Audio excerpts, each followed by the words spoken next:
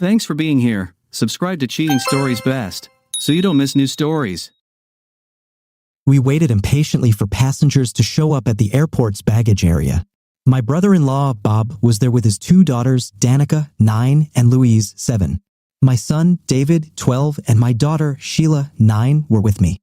The children held a large sign above their heads that read, "Welcome home, mommies."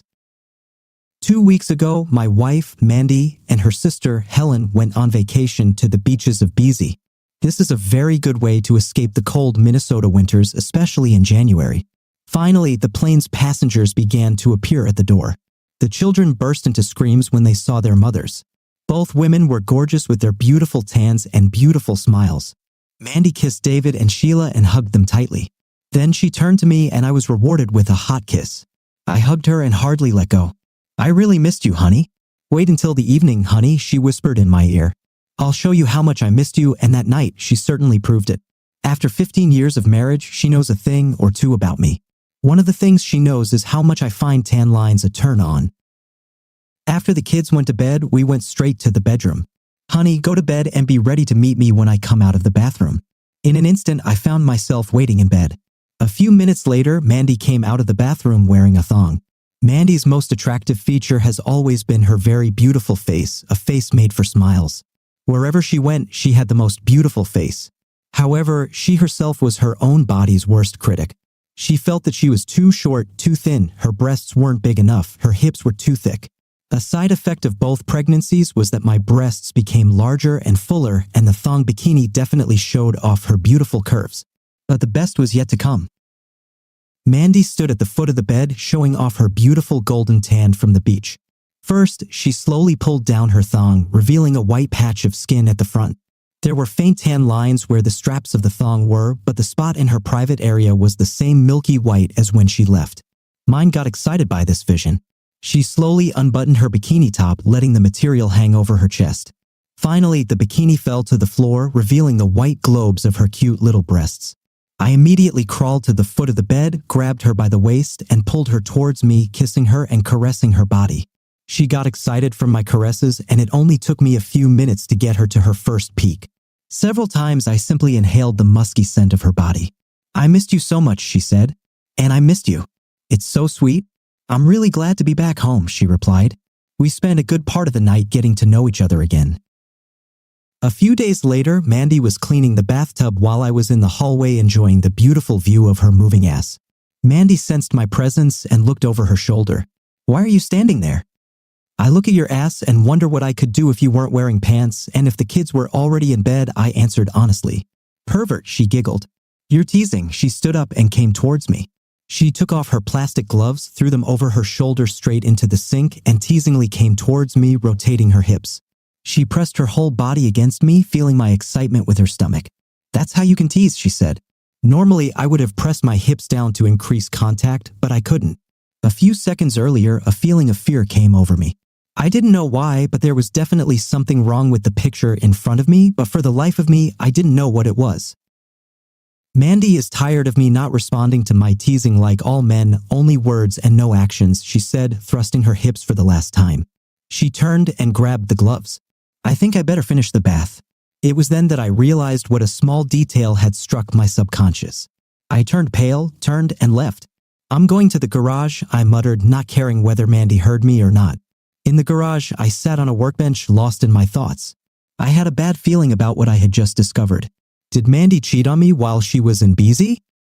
I'm sure of one thing, if Mandy tried just a little, she wouldn't have any problems finding a man willing to sleep with her. And what I saw only made sense if that's what she tried while on vacation with her sister. What will I do if I find out that she cheated on me?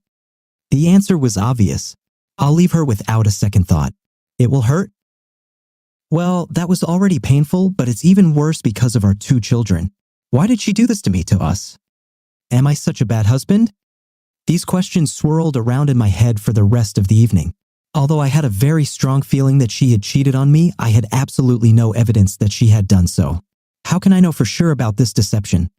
If it happened 3,000 miles away in another country. I can't confront her because she'll just deny it. Will I be able to stand up to her sister? I played with this idea for some time, but the 2 sisters were always equally stubborn.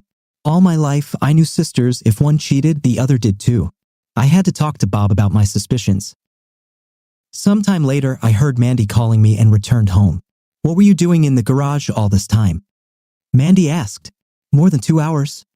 You'll catch a cold. Oh, just tidying up a little, I said simply. Then one thought came to my mind. I didn't want to sleep with her. In any case, I already have a cold that hit me this morning. I think I'll sleep on the couch for a few days. I could see that Mandy didn't like it very much. Okay, I'll make you some herbal tea before you go to bed. Chamomile should help, she said. After Mandy went to bed, I was left alone with my thoughts. My mind was jumping randomly from one idea to another. Why did she do this? What can I do? Should I talk to Bob to find out if Helen cheated? At some point, I realized that there was a surefire way to find out if Mandy was cheating. She became addicted to keeping in touch with all her friends and acquaintances. Mandy has at least 600 or 700 friends on Facebook. There's even more in her Yahoo address book. If she contacted someone in biz, I'm sure she exchanged information via email so they could keep in touch. However, I don't know if she will use her current email account. Since we know each other's passwords, I finally fell asleep as a plan began to form. The next day, I was very tired and had difficulty concentrating on work. I made an appointment with a divorce lawyer the next day, Friday. Then I called Bob and asked him to meet me for lunch. He was surprised but agreed. I told him about my discovery. At first, he laughed at me, but I soon convinced him that it was serious. He will try to find out if Helen cheated on him, claiming a bad case of the flu. I left the office early and returned home at 3 p.m. Immediately, I installed keyboard tracking software on our home computer. A week passed before I was able to find out the truth. Mandy logged into another email account using the username beachDreams1975. Her password consisted of the names and ages of our children, Chev92. Just a few days after returning from biz, she was in daily contact with Brad. The emails were over the top for both Mandy and Helen. Helen also slept with a guy named Steve. I forwarded all the emails sent and received by Mandy to myself and then erased all traces of my surveillance. I then sent Bob several emails from my email account. I learned that they had sex almost from the first day in Bice, and they even switched partners several times. They were already talking about meeting again next month in Chicago. The girls will pretend they're going shopping, and the two idiots, longtime friends, will pretend they're going to watch the Chicago Blackhawks. A quick search of Mandy's Facebook page and Helen's page turned up two recent friends, Brad Simmons and Steve Reiner, both from Illinois. Both are married. I have you in my hands, you idiots. I had a difficult task to complete. Bob denied that Helen and Mandy were cheating. He kept my suspicions a secret but never truly believed that his loving wife would cheat on him. I understood his position. Looking at Mandy's behavior towards me and the children, it was hard to believe that she was going to end the marriage. She seemed so loving and caring that I sometimes believed myself to be wrong. It definitely helped as I had to resume regular sex. I called Bob at work. Hi Bob, this is Jack, I said. Can you log into your personal email account from work? Certainly. Did you send me something? Yes, read all the letters and call me back. I waited half an hour for his call. Damn thing. Bob shouted over the phone. I'll kick her to the curb tonight. What a creature. I love this woman. I would do anything for her. Calm down, Bob, I asked him. I have a plan and I need your help. We can't let them know what we know. I can't. I just cannot. I have a need to hurt her very much, said Bob. We'll do it, Bob. We'll do it. I can promise you that. But for now, pull yourself together, call home, and leave a message saying you're working late tonight. We'll meet in a pub in the old town and I'll tell you about my plans. Later that evening, Bob and I held our first war council. Bob, what could harm our wives besides a kick in the ass, except any form of violence? I said. Bob didn't answer my question, a shame. I want to embarrass them in front of their loved ones. You know, our father-in-law Tom is crazy about his two girls, I told Bob. Bob agreed. This is a well-known fact. But you also know what he hates most in life, even more than the IRS. A knowing smile appeared on Bob's face. Cheating wives, said Bob. Tom, the ex-wife and mother of Mandy and Helen, had been cheating on him throughout their marriage.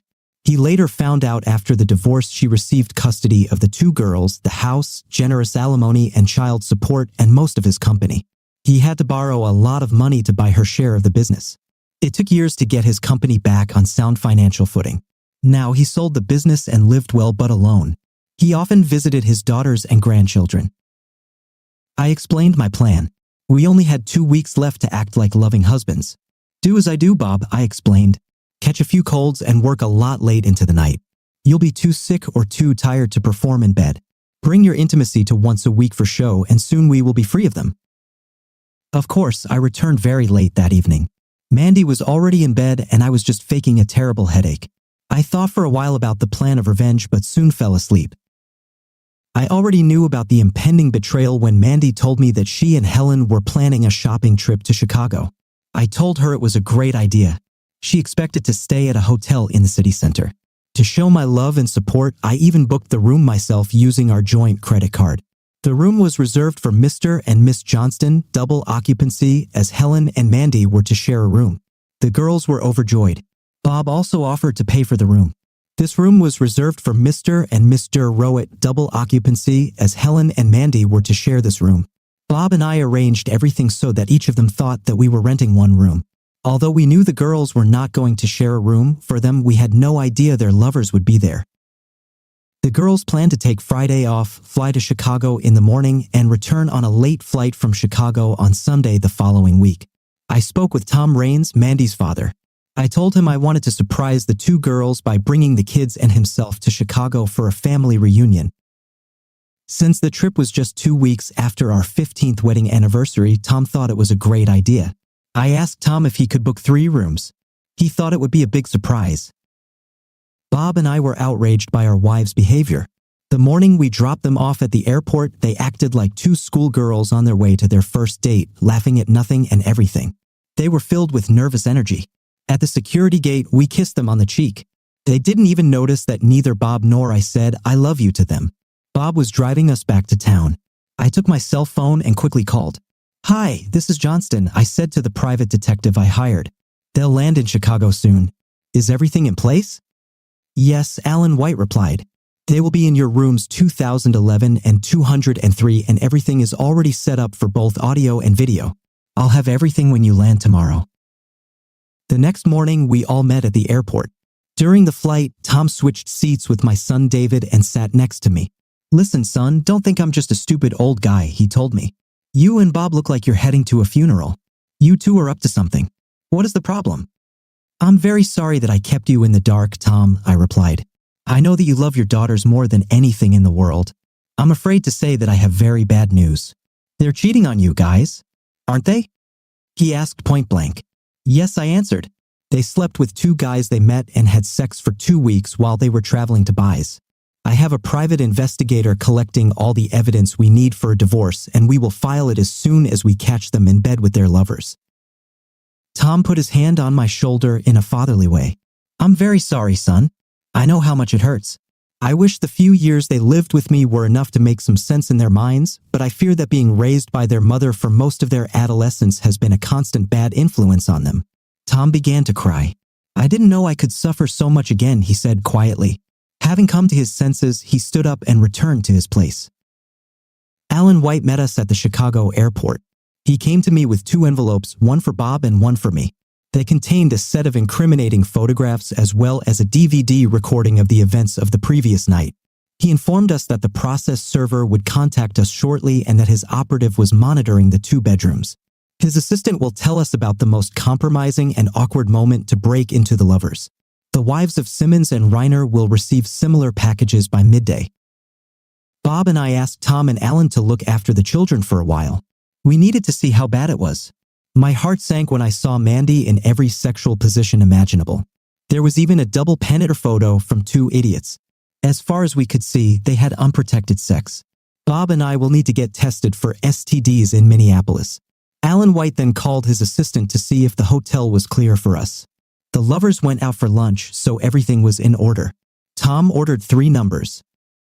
Bob and I requested an additional key card for rooms 2011 and 203, which were registered in our names. Both key cards were issued after the clerk checked our IDs. We informed the receptionist that our children had planned a surprise so that he would not alert our wives. We all went up to the 3rd floor where our rooms were located after that. After an hour of waiting, Alan White called. They returned from lunch and are now in their rooms. They switched partners. Mandy is with Reiner now and Helen is with Simmons. He said, "I'm in the lobby," and the process server just showed up. I'll send it to your room, I said. I turned off the phone and got out of bed. It's time to go, guys, I said cheerfully to the children. Be careful and don't forget what I told you, Sheila, and you too, David. Grandpa and I will enter the room first, and when I give you the signal, you will shout surprise. Mom, understood? No problem, Dad said. David added, and under no circumstances do you enter the room until I tell you to. Yes, that's right. We understand everything, Dad. Go, I said. We walked up the stairs and stopped in front of room 2011. I inserted the key and quietly opened the door. Tom and I went inside, the two children behind us. However, they did not wait. As soon as the door opened, they shouted, "Surprise, Mom! We're here." Mandy had sex with Reiner. Our appearance was truly a surprise. Rare rushed to the trousers lying on the floor, quickly put them on, grabbed the rest of his clothes, and ran out of the room. Well, at least he reacted quickly. Mandy jumped out of bed and tried to gather her clothes. No, that this can't be true. No, what are you doing here? She exclaimed. Hey, Mommy's naked, squeaked Sheila, who squeezed herself between Tom and me. I snapped my finger. The process server entered the room. Mandy Johnston. He asked, "Is this my mother?" To the only naked woman, Sheila said, trying to be helpful. The processing server handed her an envelope. "You've been served," he said, and took a photo of Mandy holding the envelope, attempting to hide her breasts. He left. Come on, children, let's leave Mom while she gets dressed. We left the room. Mandy was crying on the floor. She knew all too well what was in the envelope. Bob and his children were in the hallway. "Bob," I said, "this is your show now." Things didn't go well with Helen Simmons. She was the aggressive type. When he was pulled away from sex, he became very angry at the intruders. He hit Tom in the face. Bob needed no more incentive to express his disappointment. The first thing Simmons felt was Bob punching him and Helen scratching his face in defense of her father. It was one decent gesture on her part to protect her old man. I walked into the room, grabbed Simmons, and threw him into the bathroom, away from the kid's eyes, throwing his clothes after him. "Get dressed and get out of here," I said.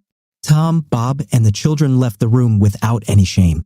Helen followed them, covered only with a blanket. Her father turned to her with a stern face. "Go back to the room and get dressed like the little girl she was at heart." She turned and walked into the bedroom. The server process had fled during the argument but was now standing in the doorway. "Helen Rowe," he said, and handed her the envelope. "You're served." We all went back upstairs. The original plan was to spend the night there and talk to our wives one last time, but I wasn't in the mood to be in the same room with Mandy. I grabbed our luggage and told the kids we were going home. Tom told us he wanted to stay. He had a lot to tell his daughters. Bob and his children returned with us to Minneapolis 4 months later. Despite Mandy's numerous pleas for forgiveness, a judge reviewed our case and granted an uncontested divorce. It took Tom a lot of effort to convince Mandy to sign the divorce papers. The house was mine because I inherited it from my parents before I met Mandy. I also received primary custody of the children, but I did not ask for any money from Mandy. Tom made sure they were well taken care of. Our other assets were divided equally, and I received a generous gift from Tom the following Christmas to get me back on my feet financially, as he explained to me. In any case, it was from the money of Mandy's future inheritance. Bob's divorce went much the same way, except their house was shared property. However, shortly after the divorce, Bob and Helen started dating again, and I'm pretty sure they'll end up getting back together. It's a pity. As far as Mandy and I are concerned, there's no way in hell I'll ever take her back. I kind of believed her when she said she was very sorry for what she did. I also believe that she still loves me.